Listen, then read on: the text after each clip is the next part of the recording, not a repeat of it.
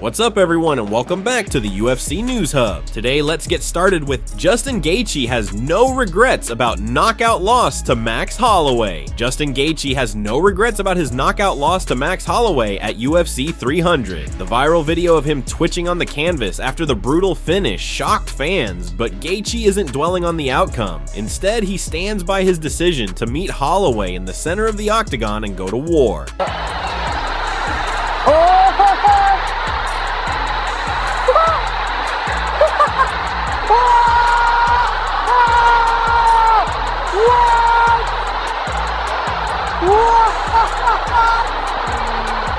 He insists he would take that challenge every single time, no matter the result. Reflecting on the fight, Justin Gaethje said, "I'm glad I saw it. From what I saw, I was trying to get up and fight. It's just what I do. I choose fight instead of flight every single time. And that's what I expect from myself, to try to get up. I love fighting. I got my ass knocked out last fight, and I'm dying to get back in there and get that back." Gaethje's warrior spirit has never been in question, and even after suffering a devastating loss, he's eager to return and prove himself once again. He acknowledges the dangers that come with fighting at the highest level. At the end of the day, all these guys are very, very dangerous. We went through our options. I wanted Arman Tsarukyan or Charles Oliveira, but if I was them, I would never take the fight, and I do not blame them for that. He admitted Gaethje was left searching for an opponent, and at one point, it seemed like Anatoly Moino was interested, but backed out. Anat Moino piped up and then did not take the fight. That was my best option, and then it was just not fight, and I've been working so hard that really wasn't an option for me.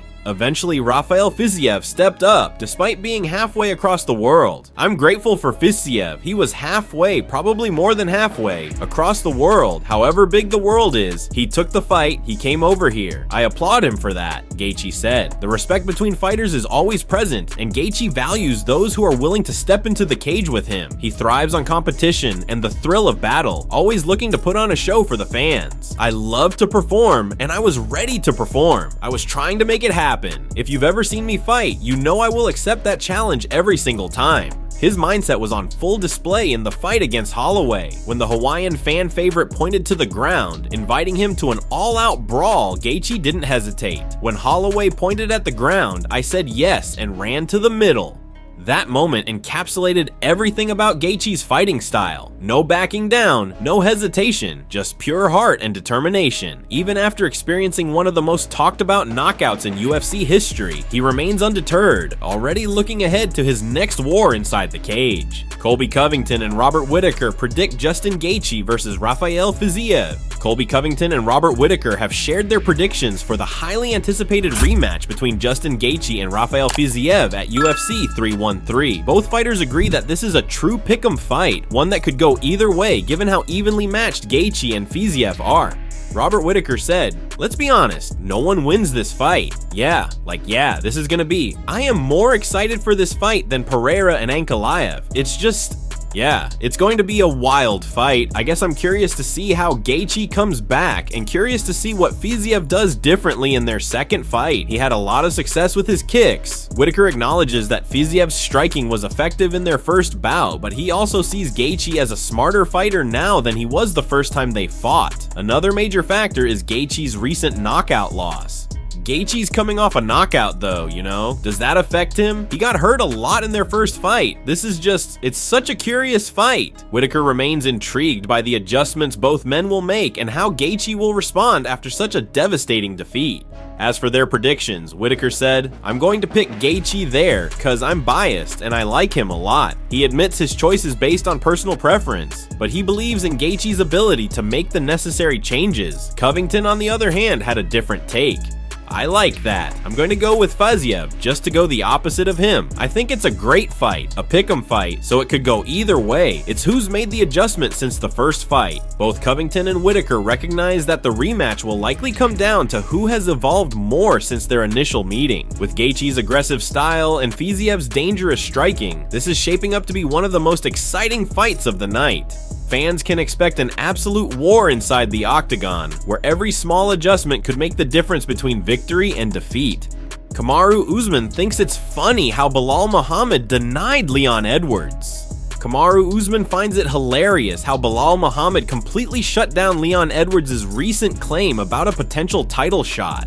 Edwards stated that if he defeats Sean Brady at UFC London, he should be next in line for the welterweight championship, but Belal was quick to remind him that he'd have to wait, just like he did 3 long years when Edwards held the belt and constantly dismissed him as a challenger. During Leon's reign as champion, he repeatedly laughed off the idea of giving Belal a rematch, and now Belal is looking to return the favor. While Usman is entertained by the back and forth, he actually agrees with Belal, pointing out that there are many contenders already waiting for their shot at the welterweight title, including himself. Belal, remember the name Muhammad? Oh man, I don't really remember, but that was actually pretty funny. He chuckled at the irony of the situation, but quickly turned serious when discussing the long list of contenders. Come on, bro. I mean, it's crazy, but there's a lineup there at welterweight right now. It's a long line. Yeah, you know, you got myself still up there in the mix. Usman continued listing off the fighters who could be in contention. You've got guys surging now. Irish, Brazilian. He fumbled for a moment before recalling one of the top prospects. I was gonna say Leon Gary. Yeah, you got that kid. You got Buckley. You got Wonder Boy still up there as well. So hey, there are guys making moves. He highlighted the depth of the division and how many fighters are in the mix for a title shot. He then made it clear that Edwards shouldn't be looking past Sean Brady. And then you got Jeff Neal and Carlos Prates. You got Sean Brady, don't forget that. Listen, I think for Edwards, just worry about Sean Brady. Sean Brady ain't no punk. Usman clearly respects Brady's skills and believes this fight won't be an easy one for Edwards. I personally think Sean's gonna beat him, bro. Sean's pressure, his wrestling. Listen, we'll go through that breakdown later on, but yes, I don't think Sean is any kind of slouch. I think Edwards should be worried about that fight for sure. Usman's words serve as a warning to Edwards. Not only does he have to prove himself against a tough opponent in Brady, but even if he wins, there's no guarantee he'll get a title shot. With so many contenders waiting in line, the welterweight division is more competitive than ever, and Belal Muhammad is making sure Edwards understands exactly what it feels like to be kept waiting. Sean Strickland wipes out bad while snowboarding. Sean Strickland took a big fall while snowboarding and shared the footage on his Instagram. In the caption, he wrote, "At this moment, I knew I up." He explained that his goggles were fogged up and he decided to take them off at the last moment, but by then it was too late.